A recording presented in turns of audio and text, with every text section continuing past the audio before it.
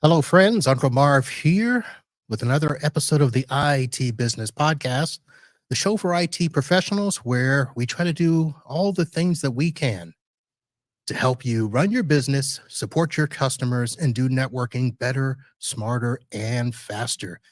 This is our Wednesday live show presented by NetAlly, and we have guests and speakers and all sorts of people on the show tonight.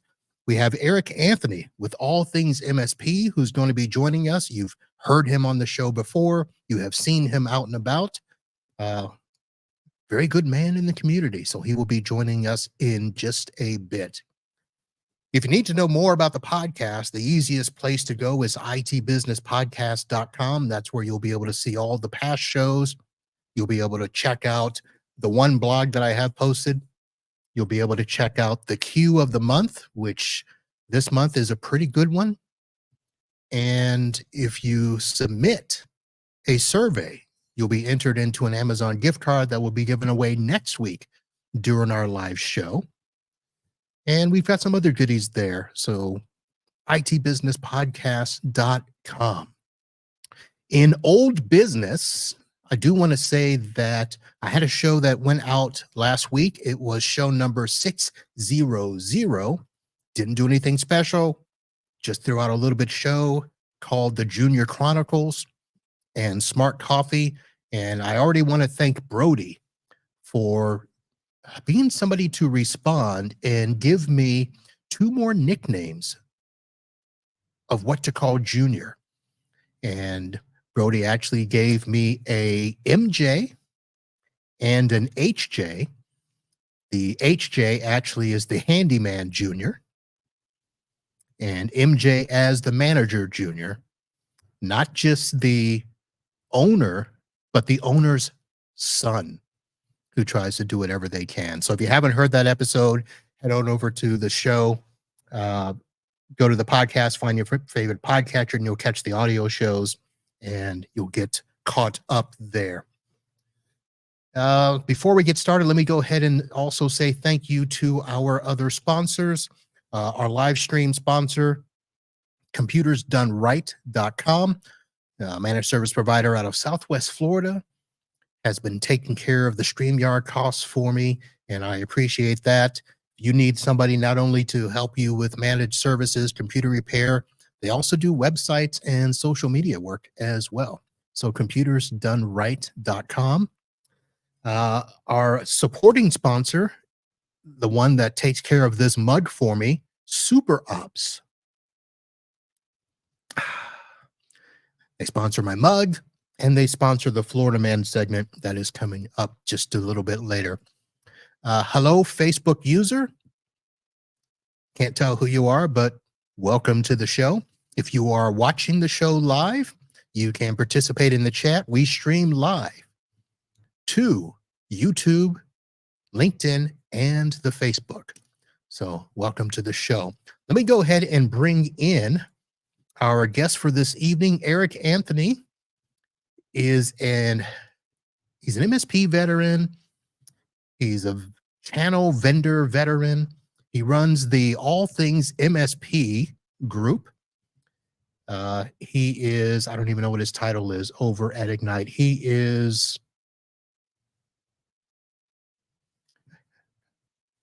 I need my glasses. This is sad. Let's see. I can't read a thing. I don't know. It looks like MSP Enablement Director. So, Eric, welcome to the show. Did I get any of that correct? Yeah, you did. Although my job kind of changes from day to day at Egnyte, which is fine. It keeps things interesting. And you know, Am I a guest or is this my second home? I don't know. I mean, I think I've been on the show, a couple times, and Yeah. we're actually doing another show with Super Ops in what, 2 weeks? 2 weeks. 2 weeks. Yeah. Yeah. The super duper something show. Something. We'll start promoting it soon, I'm sure. Yes. Yep. So there'll be a bunch of us actually. It'll be another show, kind of like what I've been doing this past month with getting other community members, other content creators in the channel, just getting together, sharing thoughts, talking about what we have learned, talking with other people, and we'll do that a little bit later tonight. But let me think, who else is going to be in that? So it's you, me, Super Ops, Paco and Rick from the MSP Unplugged group, and Eric Simpson. Yep. I don't know what his show is or his group is. Does he have a show? Yeah. I know he does a lot in the community. I was told he had a podcast. Huh. Well, that's one I didn't know about. I'll have to add it to the list. We'll find out in a couple of weeks. All right. Well, I'm not going to look it up now, but we will. So, hello, Alan, joining us from LinkedIn. All right. So, Eric, one of the things that I wanted to have you on the show is really to talk about the group. So, really, All Things MSP. Your show, you do a live show as well, and you come on 7 p.m. Eastern, 1 hour before me here, and do a lot of the same things. You also have a Facebook group, but you guys have some more serious discussions on that show. I don't know. I mean, yes, we had Matt Lee on tonight, and we talked about the current thing going on with Screen Connect, because I think it's something that should be talked about, right? Yes. And obviously, we no shade to ConnectWise. ConnectWise has handled this brilliantly, from the start. So it could happen to everybody. And we just wanted to talk about, generically, what are some of the things that people should look for and how they should respond to something like this? Because every time something like this happens, it's, the problem is the lack of response from the people who have these systems out there, especially the ones that are self-hosted, that, really need to get these things patched. Yeah. Well, it's good to hear how other people are dealing with it as well, Yep. because sometimes we get stuck with, if a customer hears the name of a tool that we use or a company that we use, they know the name, but they don't know exactly how well we're tied in with them and stuff. Yep. And if they hear breach or ransom or attack, they're going to be like, are we safe? And it's easy for us to say, oh yeah, you're fine.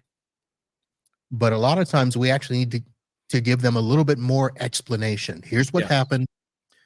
Here's what's been done. Here's why we're safe, which is in turn why you're safe. Yep. But that was an interesting conversation. So one of the things that you guys did not get into is when you talked about, hosted versus self-hosted and all of that stuff. So I had a conversation. It wasn't a public conversation, so I can't say who it was, and I'm going to try to be careful of what I say so they don't get mad. Right. But it was a big argument of, should we always go with the vendor hosted solution or do it ourselves because we'll save so much more money? And I made the comment, wasn't a universal comment, but a bulk of the time, I was going to say majority, but I don't know if it's majority, but there's a big chunk of time where self-hosted means cheap. And if you're doing it just to save money, that's really not the reason to do it. Because if you're doing it to save money, that means you're doing it to cut corners. And you guys did mention that a lot of times, we host stuff that we don't have time to manage. And that's not in the best interest of our customers. Well, and there's several ways to look at that, right? There's the side that, does it cost more money or does it lose you more money? Because there's a risk involved with that, right? And there's so many places that you could go with this conversation, but I think that the bottom line is the average MSP doesn't have the skill set or the time to manage that much infrastructure. Period. End of story. Now, does that mean it applies to everybody? No. I think there are plenty of MSPs who are large enough to manage their own hosting, to manage their own infrastructure. I just think for most MSPs, especially now, because we're having to move, in my opinion, into more of a consulting mindset, that the more we can outsource the routine and the things that don't fall within our skill set, the better off we are, because we can just give that to other people. Now, in a case like this, where we have a security incident, right? You also have to look at the fact that there were things that ConnectWise was able to do to the systems that they host to immediately cut off, this vector, and they couldn't reveal that to the public because, there was still they didn't have the patch ready yet and stuff like that. So there's arguments for and against, and I know that this topic has kind of had a resurgence lately in whether you should self-host or whether you should host with a vendor. I'm going to lean towards more hosting with the vendor. Yeah. So your analogy is akin to the police not giving out information about an ongoing investigation. Correct. So let's do that. So that was a good discussion. So let me ask now, going back to when you started All Things MSP, and I know we talked about this on one of the previous episodes, but let's refresh for the listeners your impetus in starting the group and what do you hope to get out of it? Yeah. So it started as a Facebook group. That was the original kind of creation of the idea and of, the venue. And the whole reason I started it was because, I had been a break fix shop. I had been an MSP. I had moved to the vendor side of the channel. I had learned so much. Okay, quite frankly, failing on my own at first. I was able to sell the second one, so I was happy about that. But I learned a lot by failing in the first one for sure. And then learning so much more on the vendor side, listening to so many other MSPs, that I felt like there was a need for a place to share all of that information. And not just from me, but to allow other people to share their experiences and stuff like that, specifically around the non-technical side of running an MSP. And that's kind of where the whole thing started. And it just kind of grew organically for, probably 5+ years. And then last year, I had been toying with the idea of doing a podcast. Justin Esgar, who owns an MSP, an Apple consultancy up in New Jersey, and he's got some other, things he's purchased around the country. But he, came to me and said, "Hey, have you thought about doing a podcast?" And I'm like, "Yeah, I just don't have, all the time to put into it." And so, Justin was like, "Well, how about if I host it?" And I'm like, "Sounds great." And so that kind of started the podcast. I'd been doing the YouTube channel for a while. And although lately it's been mostly live stream and podcast content, there is going to be some new, more, I guess I'll say, educational content coming to the YouTube channel soon. And, it's really just kind of my way to give back, because I feel like I've lived in this community for so long and gotten so much out of it that I needed a way to give back. And that's basically what it is. All right.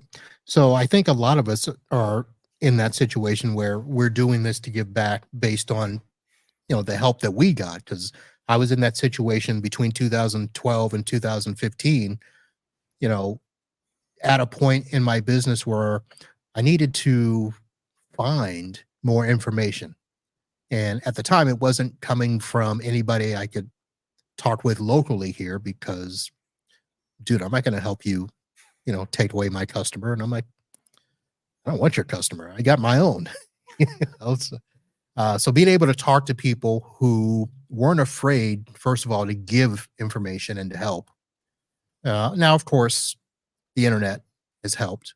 The fact that we can talk, from sea to shining sea, and not be completely afraid that we'll step on each other's territory, unless become a national MSP.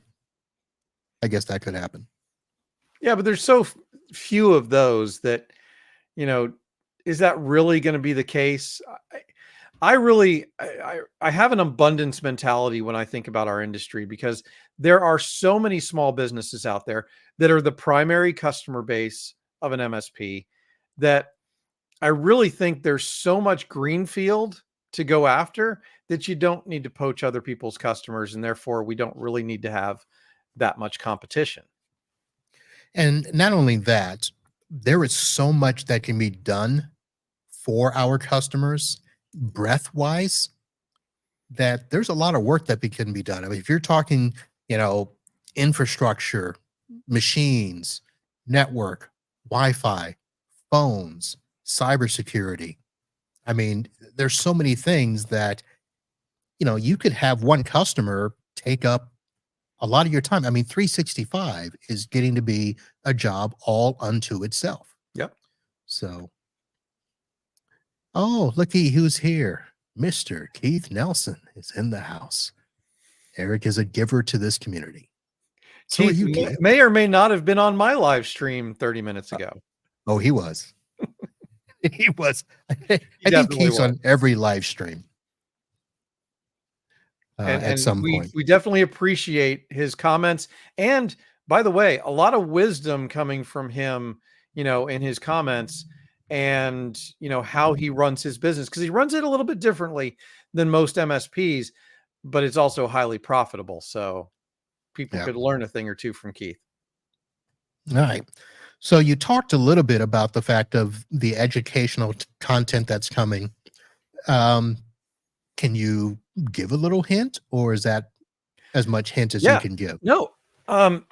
In fact, the live stream tonight was supposed to be kind of a mini class on how to prepare your help desk for AI, because I think this is something that your help desk is going to get questions about, right? So do they understand how to, help a customer create a prompt in ChatGPT? Do they know the frequently asked questions around Microsoft Copilot? Those are things that your help desk is going to need to know, because they're going to get questions from your customers. Just like you said it a few minutes ago, Microsoft 365 is almost a full-time job. Copilot is going to be part of that. Yep. So that'll be good. Interesting. Now, how much of this is going to be basically in the Facebook group? I know you've got content going out to YouTube and LinkedIn as well. Do you have a separate other community, a website that people can do stuff with, or are you keeping it within the groups? I don't. And I know that that's something that is kind of a topic. And I know you and I've kind of talked about this a little bit, and you have your own website, and it's something that's kind of, we're thinking about it, because I forget who it was, but I have my Apple thumbs up, baby. Things turned on. Yeah. This one's even more fun. There you go. Woohoo. We need music behind that. There's we were talking about websites. There's a famous marketer who talks about how you can't count on Facebook or LinkedIn or maybe even YouTube, but definitely the social media, to kind of maintain the communities. And so a lot of people are pushing to move to their own communities. Well, it's not just you can't count on them to maintain it. They can rip it away at any given time. So if you've got followers and you don't have your own separate, mailing list or address list, and they rip away your site, you've lost all that information. So Yes. one of the big things, I've looked at this community aspect, and I'm at the point where I'm like, you know what? There's so many communities out there that I'm a part of. I'll let the Right. communities do it, and I'll just kind of poke around. From my perspective, I don't want to add to the noise. But you guys that have been around for years, that have the followers, more power to you, and I will help in any way I can. But when I did look at the possibility of doing my own community, that was one of the big things. It's like you've got to find a way to own your content, Yep. own your listeners and subscribers, and make sure that none of these platforms can rip it away. Well, and a perfect example of that, right, is what Facebook is doing with groups, because Facebook groups are they're taking away some of the. I got to turn that off. The API functionality for us to be able to stream into Facebook groups, Yeah. and obviously a big place that we live stream into is the Facebook group. And if that goes away, it's going to be a problem. I mean, I think for me, a little bit less so, because I think we're up to a little over 1,600 subscribers on the YouTube channel. So, we've got some pretty good crossover, but still, I mean, we're most likely going to lose that functionality, and it's going to affect the Facebook group. Yeah. I'm sorry. You saw me bow my head and laugh because somebody who's up to date on the shows sent this. Will you send Mars Jr. a link? Please advise. And that is a reference to a previous show and to the question of the month, because I've got CJ is actually the junior that I'm referencing, who every email that he sends me, it's basically a one line.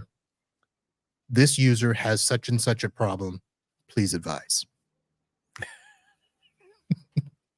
Not that, I can't figure this out. I tried this and it doesn't work. I need your help, blah, blah. Please advise. So I'm looking at a way to respond to him without being denigrating.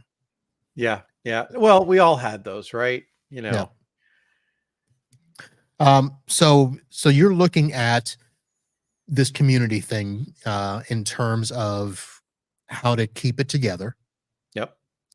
I know that you've got some sponsors in your Facebook group. Yep. So that's probably something you have to consider as well, is will they transfer with you to other platforms? What benefits can you give them? What exposure to your group members, all that stuff? Well, one of the things that I've always done, always done. I mean, we've had sponsors for what, 4 months? But one of the things that I always wanted to focus on when I decided to start accepting sponsors was that I would create content with them. It wasn't just about sponsoring the Facebook group. It was more about creating the videos and things like that. Now, Facebook groups, I don't think are going to go away, right? So you'll still have sponsored posts. I'll still be able to create content, videos with them, and be able to post that.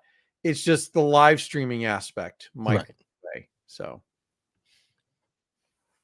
yeah, it'll be interesting to see. I know that YouTube is making a couple of changes. Well, let me rephrase that. Google Podcasts is disappearing. And so now you'll have to subscribe within YouTube Music to post your podcast. Although you can post within YouTube itself if you create a playlist and select it as a podcast. right. Live streaming is probably not going to be an issue with YouTube. Twitch is doing it. LinkedIn will be interesting to see how long they keep allowing us to do that. Yep. So, Although I've heard that live streaming on LinkedIn is growing. So as long as it grows, I think they'll probably keep it. So one of the things, so here's my one thing about live streaming. So, I don't edit my shows. Right. So it'd be nice to tighten up the streams to either chop off the beginning or the end, or if something does happen, clean up the middle and stuff like that. That's the only downside that I see to live streaming. Whereas if you just do a regular recording, edit it and upload it later, I would like the ability in all of those platforms to live stream and then be able to replace that live stream with a nice edited version of the same video and not lose the viewer counts. Yeah. And that's the issue. Not that I don't have a ton of viewers, but I'd like to keep my 10 viewers when I change the video. Right. Yeah. And I'm in the same boat. I would like it if YouTube would allow you to swap out a video instead of having to re-upload. Right. Because it just, yeah, I would like that option as well. Yeah. And you know what? And it's got to be interesting too, because I know, so put on your vendor hat as you guys are trying to do your webinars and, content to your partners and stuff. It's the same battle, right? Well, or are you guys doing that? I would say as a vendor, typically you are hosting a webinar, right? It's more common for vendors to do webinars rather than live streams. And so most often what happens is you do the webinar, you send it over to the video team, they chop it up, add the, the pre-roll and the post-roll, and then post it to your YouTube channel as a vendor. So okay. It's usually not as much of a deal over there because you're not doing the live streaming aspect of it. But that brings up a question, because I haven't used it yet. I don't know if you've used the webinar feature of StreamYard yet. Oh, I'm sorry. Yes, I have. Okay, that sounds like an off-camera conversation then. Actually, no, I'll have it on camera because so when did I do this? At the beginning of this year, one of those shows, I actually used the webinar feature to try to live stream through the website instead of through the social media platforms. Okay. And it tanked horribly. But every other time that I've used it, it's worked fine. And I don't know why it tanked that particular time. But here's the thing. The webinar feature is really no different than what we're doing right now, except for a couple of added benefits of getting email registrations ahead of time and being able to download the chat. And I think they're adding some features where you can do polls and stuff like that during the webinar that you cannot do during the live stream portion. But the actual guts and engine, everything looks literally exactly the same. Well, that's good, because I think I have one coming up on March 5th to talk about ecosystems with Greg Plum. Okay. Yeah. So I would, use the webinar feature. It's actually cool. Although they do limit you to, I think it's 200, 250, 250, 200, 250. Yeah. Yeah. It's more than enough for me. Me too. So it's good. Let's take a quick break here and recognize our sponsors again. I already mentioned NetAlly, your number one ally for handheld network diagnostic tools, super ops, and computers done right. Let's do a quick commercial.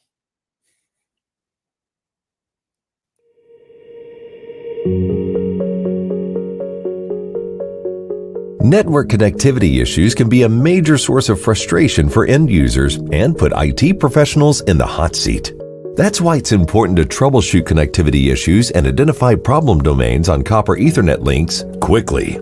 The Link Sprinter Pocket Network Tester is the perfect tool for the job. It rapidly identifies errors and documents network connectivity status and path information for every Ethernet link. Link Sprinter delivers these 5 essential network tests to the palm of your hand. Use the built-in low-power Wi-Fi access point to view detailed results on any mobile device. and collaborate via automated reports to Link Live Cloud Service. Link Sprinter provides accurate results in about 10 seconds. Contact NetAlly today and learn how to fix network connectivity issues faster.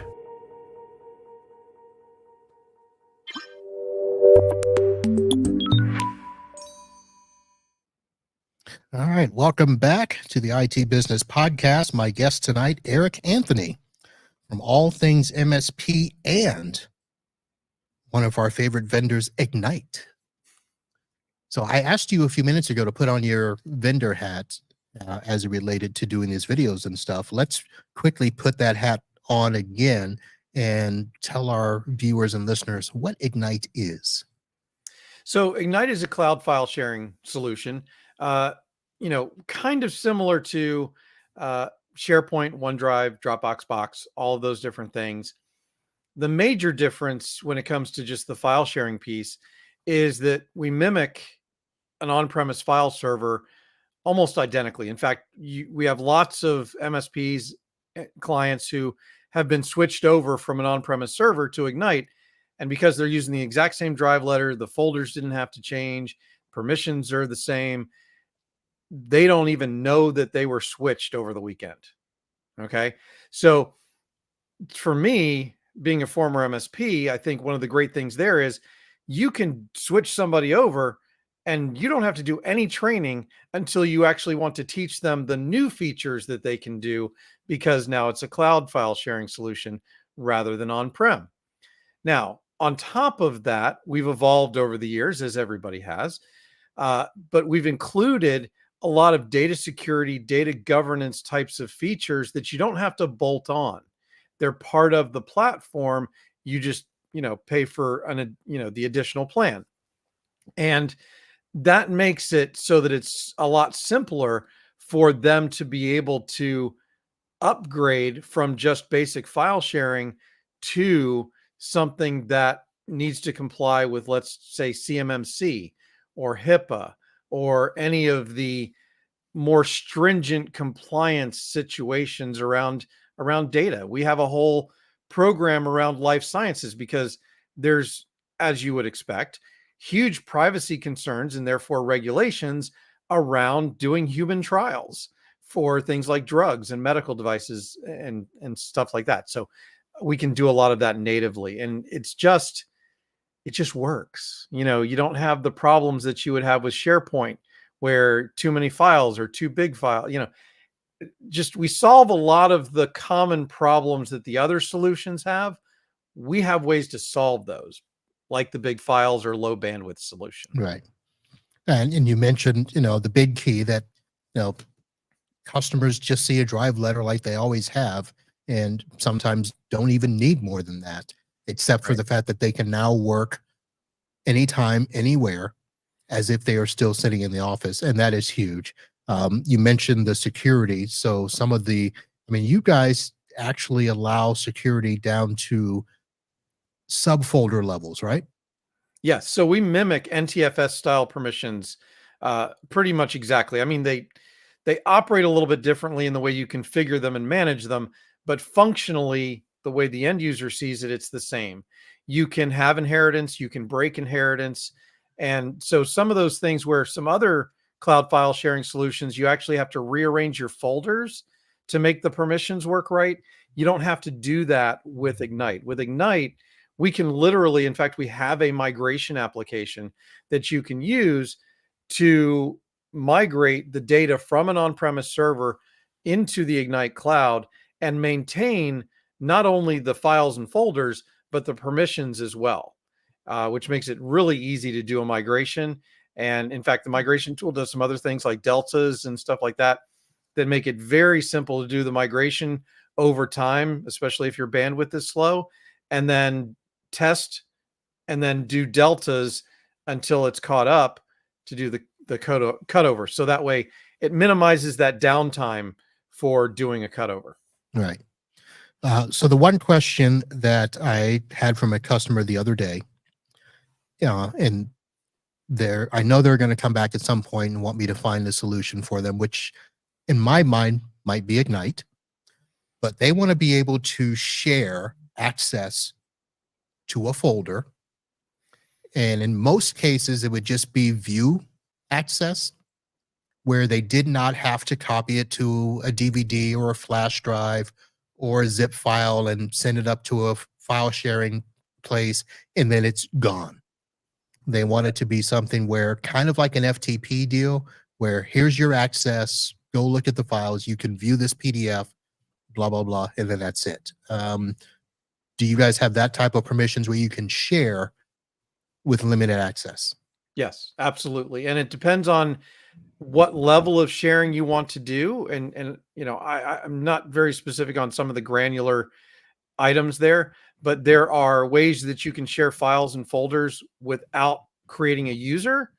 And there are ways where you can create what's called a standard user, which is different from the power user that your internal users would have, that gives them a little more capability and at not a full license price. Okay. So if you have outside contractors, for example, that are collaborating on a project, you can give them that type of access, and it's just enough for them to collaborate, but not actually use the entire file system. All right. And the partner program, pretty easy to join? Yep, very easy. You just go to partner.egnyte.com, and there's an application you fill out. You get access to our partner portal and to the reseller dashboard. And the reseller dashboard is that multi-tenant interface that allows you to spin up trials, manage your accounts, and actually manage your clients' Egnyte instances. All right. We will have links to all of that in the show notes. And I think we have gotten through all the stuff that I told Eric that we talk about. And an area that I did not tell him we would talk about is, what new gear have you gotten recently? What new gear? Oh, Yeah. well, so I was looking at that ad for NetAlly, and I'm like, I'm not an MSP anymore, but that looks kind of fun. The link spreader? Yeah. So I might need one of those. But no, so with sponsors, obviously one of the points for All Things MSP was to be able to produce more, better content, things like that. So we've actually invested in some new cameras, some new teleprompters. In fact, I have a brand new teleprompter sitting on the floor over there that I have not been able to set up yet because it just came in yesterday. Very much looking forward to that, so that instead of looking at the screen, I can look at the camera and, make a little bit more of a connection. So mostly camera, AV, audio equipment, that kind of stuff lately. Okay. I got a camera system. It's nowhere near what you got. So I went and purchased a Logitech Mevo 3 camera wireless system. And I've had it about a week, and it's actually pretty cool, pretty interesting. I thought I would use it as part of the podcast gear. It's not that type of thing. This is for literally setting up and doing interviews separately with different camera views. You can use your tablet and do screens. You and I will chat about it. I'm familiar with the product. I actually looked at it before Logitech bought it, because it was not originally a Logitech product. Right. It was something that they purchased. And because I do, quite a bit of YouTube video, it looked like a really good system for doing multi-camera. I'm a little bit of a control freak, as a lot of people know. And so I like more of the manual settings on what I would consider real cameras. My current favorite in terms of being able to buy multiples is the Sony ZV-E10, because it's an easy to use camera.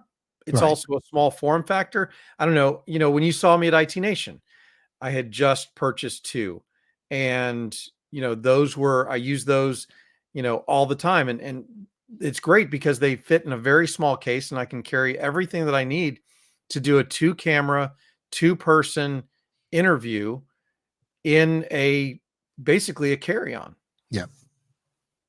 And well, that was why I looked at these. I mean, it's 3 cameras, and it's pretty cool. I mean, listen, they're not going to be high quality. They're not going to be professional. I would put my quality at probably 50% of what yours would be.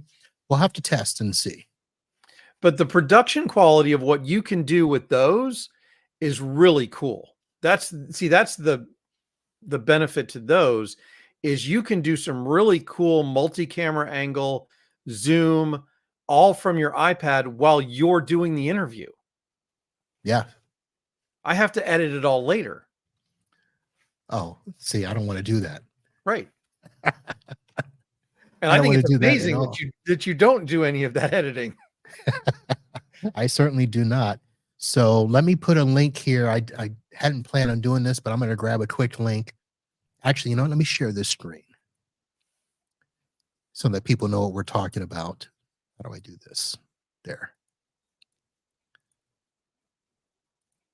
So this is what we're talking about, folks. So the Mevo, I did the 3-pack wireless live streaming cameras. So it is, they're 3 small cameras. Now I put them on tripods and all that stuff. And basically for content creation, multi-cameras, and they can be done wirelessly, or you can use them with USB cables connected to a computer. I did not want to do them for the podcast because they're not as high quality as what I'm using now. But as you can see, you can use a phone or a tablet to download the software and basically do the production right from the screen there. So Yeah. Pretty cool. If I were doing a live event, that's Mhm. something I would definitely consider is using something like that. If I was actually trying to produce and live stream, a live event and be able to do all that stuff as one person. Interesting. I'll put the link in the show notes in case any of you want to get it. And even if you don't, click that link and buy something else, and I'll get a 1% commission off of whatever you buy. Amazon affiliate program. Yep. Yep. So, all right. And we did talk about the fact that we're going to need to do a little gear show with all the other creators. So we'll work on that. Yeah. The next time we're all in one place, we should probably do that. Yeah.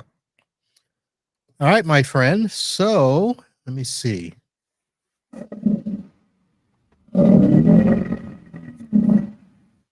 It is time for Florida Man or random question.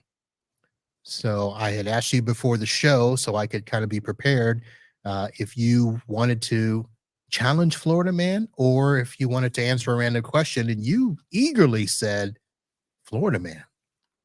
I have to represent. That is true.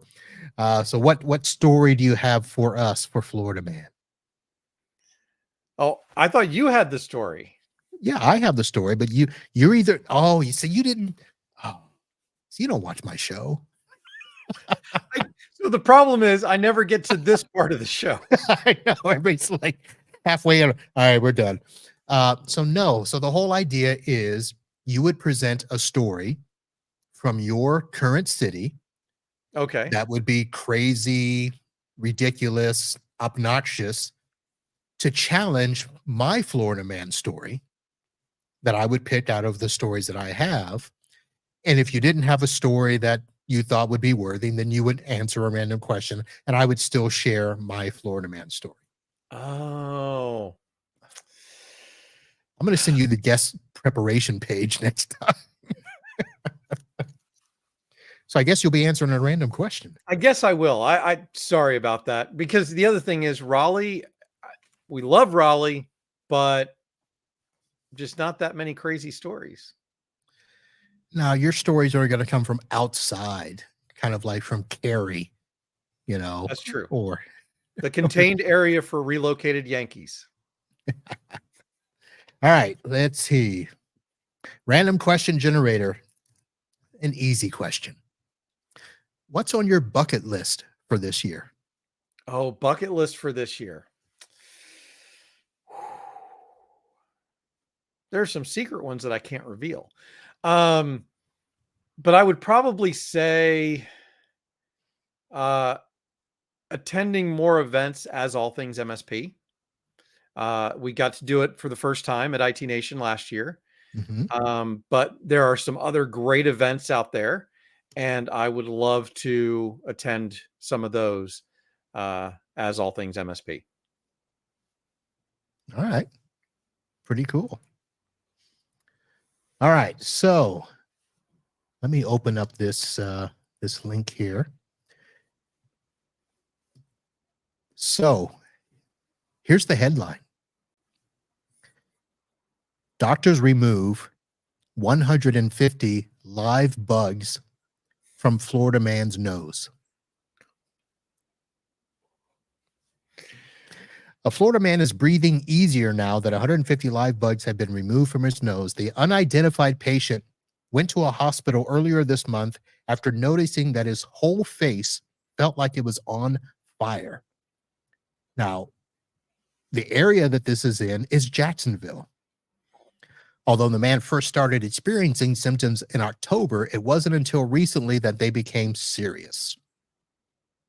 The man visited HCA Florida Memorial Hospital in Jacksonville, consulted with Dr. David Carlson, an ear, nose, and throat specialist. Carlson was shocked when he looked inside the man's nose with the camera. He saw dozens and dozens of bugs feeding on the nose and sinus. I'm sorry. It's funny and nasty at the same time. Yeah. Thank you for not having pictures. The bugs have since been sent to an epidemiologist to determine the species, and the patient is expected to make a full recovery. So I just thought that was hilarious after all the stories of bed bugs in Vegas with the Super Bowl. Oh, I had not heard about the bed bugs in Vegas. Yeah. Apparently it was bad. Well, I'm going to guess it's probably because they used rooms that they hadn't used in a long time. Hey, they had to probably, overflow rooms and all that stuff.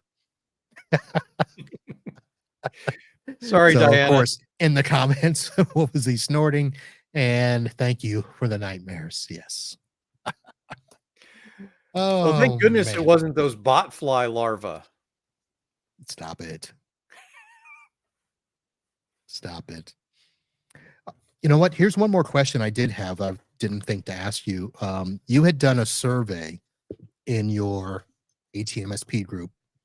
Was it a couple of weeks ago? Asking for people to respond to client IT budgets and purchasing. Yes. Did you get a bunch of responses from there? And did you get anything interesting that we should know? See, you're putting me on the spot because no, I haven't checked it. I think it was just last week, which is why I haven't checked it. Okay. Recently. All right. I'm ahead of the game. And anybody who does Facebook groups knows that, Facebook, that's one of the things it doesn't do a good job of is actually telling you when people vote. It only notifies you if they comment. So let me see here real quick if I can actually go through, and I'm scrolling kind of fast. So hopefully. All right. And while you're doing that, I'll remind our listeners and viewers to head over to itbusinesspodcast.com. I'm going to say, make sure that you find your favorite podcatcher, because I'm going to have a whole bunch of audio podcasts coming up over the next month, and you're not going to want to miss these. So go there, find your podcatcher, and get alerted when the audio shows come out. We'll, of course, still have the Wednesday live show here that you can come and watch and see me laugh when I tell a Florida man story. Okay. Well, maybe I'm scrolling too fast because I'm trying to find it quickly. Of course. Yeah, because it's not presenting itself. Oh, here's something. Have you been having people getting their post commented on by Facebook saying you might be going against our community standards? That I have not. Okay. I've just seen a bunch of people talking about that recently. So there must be an uptick in their their community cleanup. Yeah, I've seen the chatter. I don't know, because one of the things is I do try and vet, new people who ask for permission to join the group, because they do have to ask permission to join the group, and so maybe that's why it's kind of minimized in That's my true. group. If it's a private group, they probably don't monitor it as much. Well, for either these that or ones. you just don't have the bots and things that. Right. Yeah, I'll have to find that and take a look. But yeah, the Okay. intention of that survey, like so many of the surveys, was to find out what the Facebook group thinks before I create a piece of content on it. Gotcha. Such a novel idea. I should do stuff like that. Actually, I have. So one of the things I've wanted to do for a while is do a more intense survey, because with a poll, you can only ask one question. And so we're actually doing a survey out to the group here pretty soon, to kind of get their opinion on a bunch of different topics, but also on how All Things MSP specifically can help more with the community. Because, I got the sponsors to be able to do more. I want the community to tell me what that more looks like. Right. Yeah. So you know what? I actually did ask. So the patrons, I have a few patrons, and I asked them what we could do, and the responses I got were, "Keep doing what you're doing, brother." I'm like, Yeah. all right. Keep making me work. Well, it's All right. because you have a great show. So I wanted to get this correct. So you had mentioned earlier that we will all be doing a big, huge simulcast, and that is happening in 2 weeks on March 6th. It is called the Star-Studded Super Show Special. And even Sounds though it is, appropriate. even though it is being put on by Super Ops, you will see it on each of our individual channels. We will actually all be simulcasting at the same time. So you'll catch that here. You can catch that on All Things MSP, MSP Unplugged, and whatever Eric Simpson's channel mastered program is. So that is happening March 6th, and it's happening at my favorite time, 8 p.m. Eastern. Yeah. So now my question is, do I do a live stream before that? I don't know. I don't know. Ask your group, see what they say. There you go. You better ask them now, though, to make sure you get enough responses before then. All right, Eric. Well, thank you very much for coming on the show. Anytime. And look forward to our super show in 2 weeks. What's the first conference you'll be at this year? I don't actually know what the first conference I will be at Ooh. is this year. I will be attending CompTIA CCF, which is about the middle of March, 11th through the 13th, I think. So if anybody's going to be there, come find me. I won't be there. I haven't decided yet. So I went to a conference at the end of January and got COVID, so I'm a little upset. So that put me off schedule. It looks like I will either be in Newark for the ASCII event. There may be another one. Oh, there's something here in Tampa in 2 weeks. I don't know if I'll go to that. And then, of course, PAX 8 Beyond is in June. Yeah, that's one of the ones I'm hoping to go to.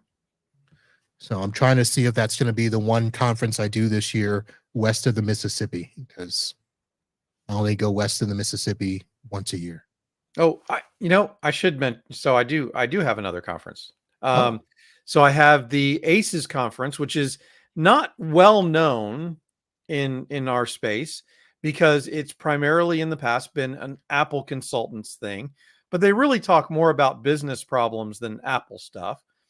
So I will be there because anybody who is familiar with it knows that Justin Esgar, who's the host of the All Things MSP podcast, that is his show that he's put on for a number of years. Obviously, it's been virtual kind of during COVID, and since COVID, this is the first live one since COVID. But looking forward to that. That's in Salt Lake City, Utah. I want to say May. Oh, okay. I don't have the dates. Okay. Watch an episode of the podcast. It should be on there. All right. Is that near what's that comedy club that the Dry Bar? That's Provo, Utah? Is that near there? I don't think Salt Lake City and Provo are that close because they're Okay. pretty much, I think, the two biggest cities in Utah. I have no concept of Utah. Me neither. I've never been there. Just like some people don't have a concept of how big the state of Florida is. True. And think that I'm like 20 minutes from Orlando when I'm not. No. And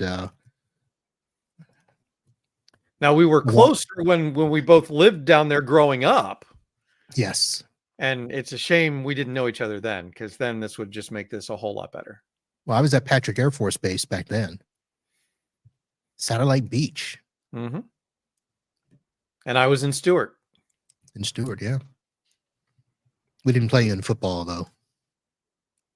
We didn't? No, I think maybe one time. The furthest we went down was, let's see, Palm Bay. Did you guys have Roger Dixon as your running back in football? I didn't play, so Okay. I went to the games. My dad went to the same high school that I did, so he actually had purchased the 4 seats for my mom, dad, me, and my sister, front row seats in the reserve section on the either side of the 50-yard line, like 2 on one side, 2 on the other. But I couldn't tell you who was playing. He may have been at Vero Beach. I think Vero was the furthest we went down. Okay. So that would have been a couple of exits before you. So, all right. Well, ladies and gentlemen, thank you for hanging out. I want to say thank you for those of you participating with us live. Mr. Keith Nelson, the elder statesman, Chris Webb, Dinah Giles, and others, the anonymous Facebook user, all of that. Thank you all for hanging out. We will be back next week. And of course, we'll have the audio shows that I told you about. And in 2 weeks, the star-studded, super spectacular Super Ops show. You know, they're getting desperate when they're calling us stars, though. I know. Hey, I'll take it when I can get it. Yep, I'll take it. That's going to do it, folks. Let's say goodnight here. And thank you all. Head over to Eric's show next week, 7 p.m. And then afterwards, watch this show, 8 p.m. Have yourselves a good time. And we'll see you all soon. And until then, holla.